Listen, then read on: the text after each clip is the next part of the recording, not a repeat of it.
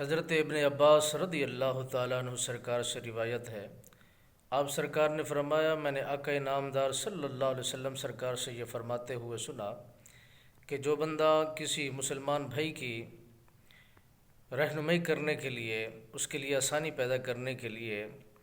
یا اس کی مدد کرنے کو تیار ہو جاتا ہے تو مالک بے نیاز اس کو جو اجر دیتا ہے، کوئی کسی کی مدد کرتا ہے تو مالک بے نیاز بہت سارا اجر و ثواب اس کے خاتے میں عطا فرماتا ہے۔ ایک روایت کے تحت جناب حضرت ابن عباس نے اس کو نقل فرمایا،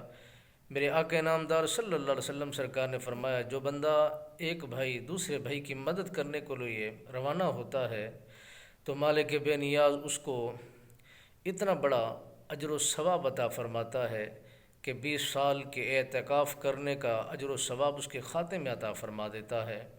جو بندہ مومن ایک دن کا اعتکاف اللہ کی رضا کے لیے کرتا ہے تو مالک بے نیاز اس کے لیے 300 خندق کے آڑ بنا کر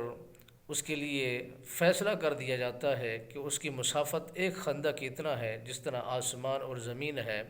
یعنی اتنا مسافت کی وہ لمبی چوڑی کہانی ہے اور لمبا اتنا سفر ہے۔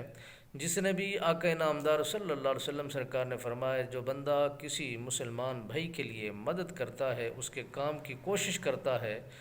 آگے ہونا نہ ہونا یہ نصیب کی بات ہے، انسان اس کے لیے چل پڑتا ہے، مدد کرتا ہے، اپنی کوشش لگاتا ہے تو مالک بے نیاز اس کی اس کوشش کو اتنا بڑے ثواب کے اندر بدل دیتا ہے اور اتنا بڑا ذخیرہ ثواب کا اس کے خاتے میں لکھ دیا جاتا ہے اور نیکیاں اس کے لیے آسان کر دی جاتی ہیں اور برائیوں کو اس کے لیے روک دیا جاتا ہے تاکہ وہ انسان اپنے اجر میں اور ثواب میں پورا اپنا حق ادا کر سکے اور پورا ثواب لے سکے۔ مالک بے نیاز ہمیں بھی ایسا شوق و جذبہ ادا کرنے کی توفیق نصیب فرمائے، ہمدردی والا مزاج اور ہمدردی والی طبیعت بنانے کی توفیق نصیب فرمائے۔